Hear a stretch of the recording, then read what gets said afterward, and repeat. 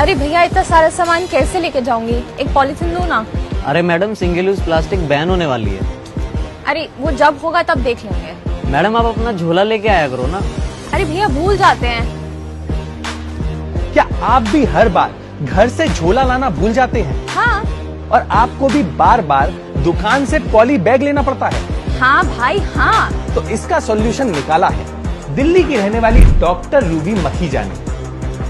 ज्यादातर लोगों की तरह मैं भी प्लास्टिक पोल्यूशन से परेशान हो चुकी थी और किसी तरह इसे कम करना चाहती थी। तो सबसे पहले डॉक्टर रूबी ने मार्केट में जाके लोगों से कुछ सवाल पूछे। मैंने पूछा कि वो घर से कपड़े के बैग क्यों नहीं कैरी करते, क्या उन्हें प्लास्टिक की प्रॉब्लम के बारे में पता नहीं है, क्या वो प्लास्टिक के बैग्स रिप्लेस करना चाहेंगे। लोगों के बड़े डिफरेंट जवाब आते थे। ऑफिस से लौटते वक्त सामान लिया तो बैग था नहीं मेरे पास। मैं घर से बैग लाना भूल गई। एक्चुअली मेरी शॉपिंग अनप्लान थी तो मैं बैग नहीं लाई। घर से बैग कैरी करने में थोड़ी प्रॉब्लम होती है यार। और कहीं ना कहीं ये सारे रीजंस वैलिड भी हैं।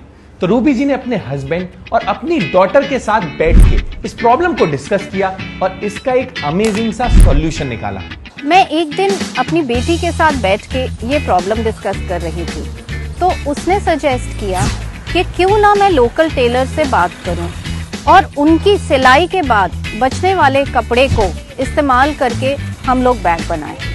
और ये आइडिया रूबी जी को बहुत ही ज्यादा अच्छा लगा तो अपने नियरेस्ट टेलर के पास गई और उनसे रिक्वेस्ट की कि वो अपने लेफ्ट ओवर कपड़ों से बैग्स बना दें। वो टेलर्स खुद तो मान ही गए, साथ ही उन्होंने दूसरे टेलर्स को भी मना लिया और ये सब अब बैग्स बनाने में हमारी मदद करने के लिए बिल्कुल तैयार हो गए।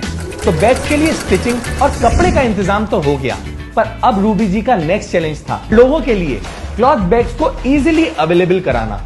इसमें हमने STMC की भी मदद की। उनकी मदद से हमने मार्केट के अंदर कुछ दुकानें आइडेंटिफाई की, उनके दुकानदारों से बात करी और वहां शुरुआत में हमने अपने 50 थैले रखवाए। विकल्प स्टॉल की स्थापना की।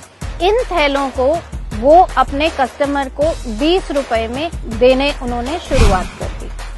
अब कस्टमर यहाँ से 20 रुपए में थैला उठाता है और कुछ समय के बाद अगर उसका वापस आना होता है उस मार्केट में तो वो उस थैले को लौटा सकता है और अपना 20 रुपए वापस ले सकता है। पर आपको पता कैसे लगेगा कि आपके विकल्प स्टॉल कहाँ कहाँ पर हैं?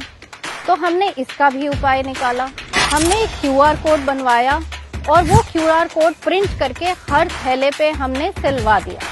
तो जब ग्राहक अपने घर थैला लेके जाता है और उस QR कोड को स्कैन करता है तो वो विकल्प के वेब पेज पे पहुंच जाता है। उसके ऊपर उसको सारे स्टॉल्स की लिस्ट और एड्रेसेस मिल जाते हैं। तो अगर अगले दिन आपको जिस मार्केट में जाना है आप उस लिस्ट में से विकल्प स्टॉल का एड्रेस निकालिए और अगर बैग लौटाना चाहते हैं तो वहां जाकर के लौटा दीजिए। अब हम इसी विकल्प को थोड़ा और आगे लेकर के गए कि हमने जो सेल्फ हेल्प ग्रुप की जरूरतमंद लेडीज हैं उनको भी अपने साथ जोड़ लिया। तो ये थैले की सिलाई की कीमत हम उस जरूरतमंद लेडी को दे देते हैं। तो अब ये लेडीज भी घर बैठे बैठे एक अपनी इनकम जनरेट करें।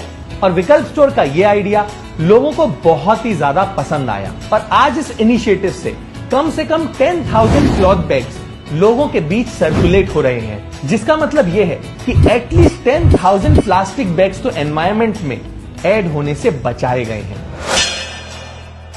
which is a very big impact, right? दुकानदारों को ग्राहक को अब मनाना आसान है क्योंकि वो ये कह सकते हैं कि ये बैग हम बेच नहीं रहे हैं, कि हम उधार पे दे रहे हैं। तो इसको अब आइडिया को लोगों ने बहुत पसंद किया और इसी प्रकार हमारे धीरे धीरे करते करते 73 विकल्प स्टॉल